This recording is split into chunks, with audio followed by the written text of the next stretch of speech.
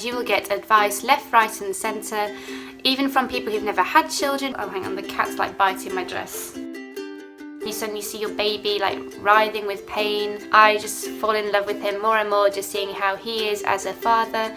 Hi guys, and welcome back to my channel. In today's video, I'll be talking you through the 10 things which I would have loved to have known before becoming a mum, actually before getting pregnant even. And I do wonder to myself, if I could actually travel back in time and tell myself all these things, would I actually pay any attention? Would I take any notice? Who knows? And anyway, if you are pregnant, congratulations, and I really hope that you find this experience of mine useful to you, and let's get right into the video. The first thing which I wish I had known before becoming a mum is that once you have your baby, everyone you meet, whether it's a family member, a stranger in the street, they are all experts on babies, and you will get advice left, right and centre, even from people who've never had children, who've never actually touched a baby in their life.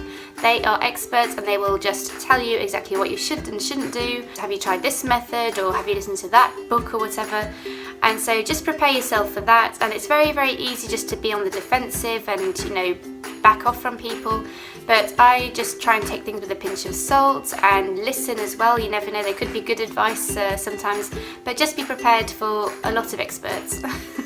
The second thing which I learned, which actually leads on from the first point, is that if you are struggling or if you do have any questions, it's okay to ask for help. It's okay to actually ask somebody who might have experience, or even a close friend or a close relative, someone you can completely trust. It's absolutely fine to seek advice.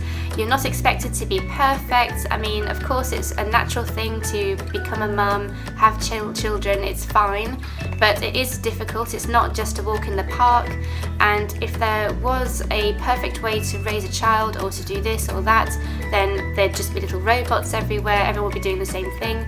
So honestly, if you do need advice or help, don't be afraid to do so.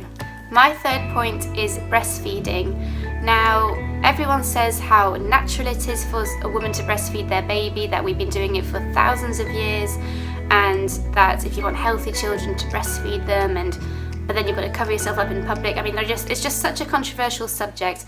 I personally had a very positive experience with my breastfeeding journey with my baby Lucy. I actually did a video on my breastfeeding tips, so I'll link that down below. Whether a baby is breastfed or formula fed, it doesn't really matter, as long as they're gaining weight and as long as you're happy and healthy and that your baby is happy and healthy. You're not going to win any medals if you do end up breastfeeding them for 3 years. It's really a personal choice, and if you do struggle with anything, it's okay to actually ask for advice.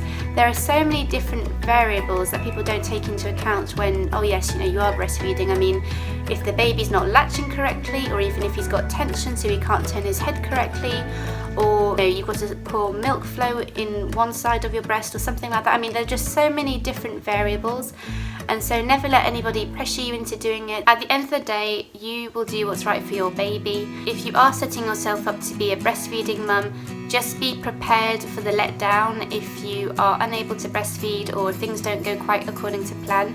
It's not the end of the world. As long as your baby is healthy and happy, that's all that really matters. The fourth thing that I wish I would have known more about was actually making plans. So leading on from the breastfeeding plan, so if that doesn't work, then it's not the end of the world.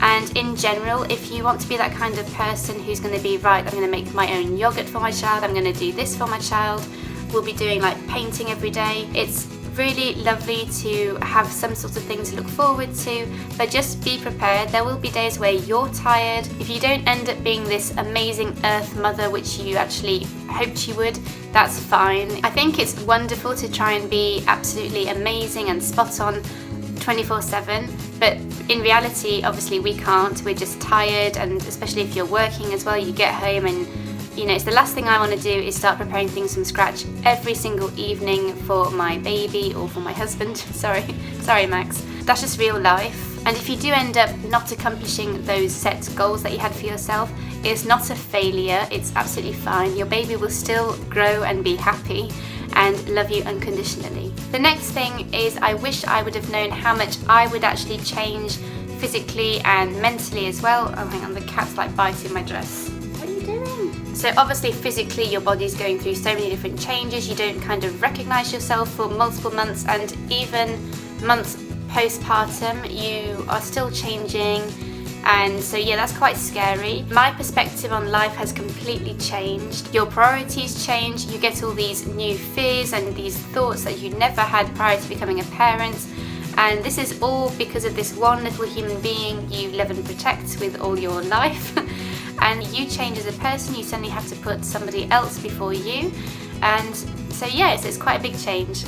I wish somebody had told me about baby gas, and this is no laughing matter, and Lucy actually had quite bad baby gas when she was little, and so it's good to actually read up about that, like how to help them, what kind of medication you can give a newborn and stuff like that, like different massages.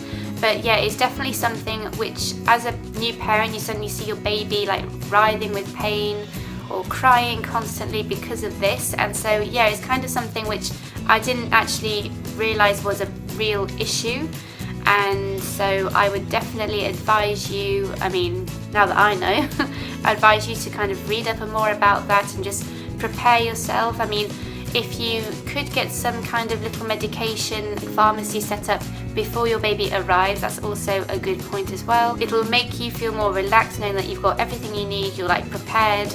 So yeah, that's something I definitely wish I'd have known. The next point is I did not realise how much the arrival of a new baby would change my relationship with my husband, and suddenly he's no longer just like boyfriend, fiance, husband or partner. It is quite strange because it's only once you become parents that you see how the other person will react as well, if they are struggling a bit more, or you know, who's going to be the softer one. I mean, it's just, until it actually happens, you've got no idea. So I wish I'd have known a bit more about how much my relationship with him would change.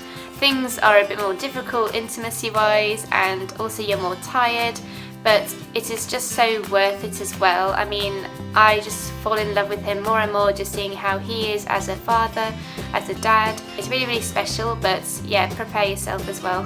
The 8th point, which I wish I'd known more about, is actually mum guilt.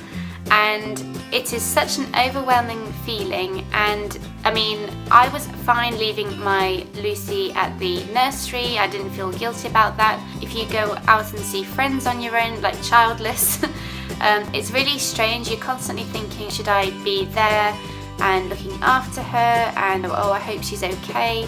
So it's a really strange feeling. Obviously, you know they're fine, you know that nothing's happening to them. So I think it's more the concept of time, like you're missing out on the precious moments, as it were. But yeah, just prepare yourself for mum guilt. The 9th thing which I wish I'd have known is also just to fully trust your instincts.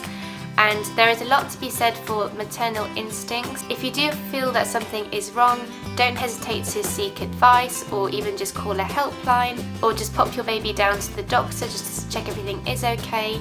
And I think it's best to be safe than sorry. You know your baby better than anybody else, and if you feel that something is wrong, she's not acting the same way as usual, there might be something wrong, or if the cry is different, sometimes they've got a different way of crying or a different way of expressing themselves.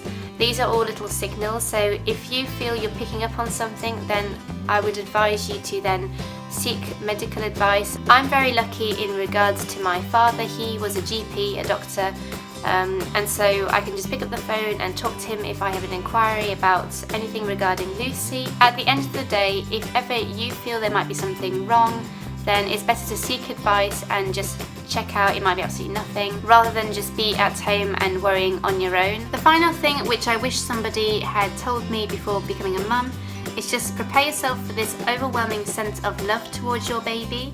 And I must say, this love didn't hit me until Lucy was about a month old, and of course before then I still wanted to protect her, to hold her, to keep her safe. Your heart just kind of expands, it grows, and so obviously you already love the people you know, but then it's just a completely different kind of love, and it's just really special. Right, that's it for this video. Thank you ever so much for watching, and I really hope you enjoyed it and will find it useful.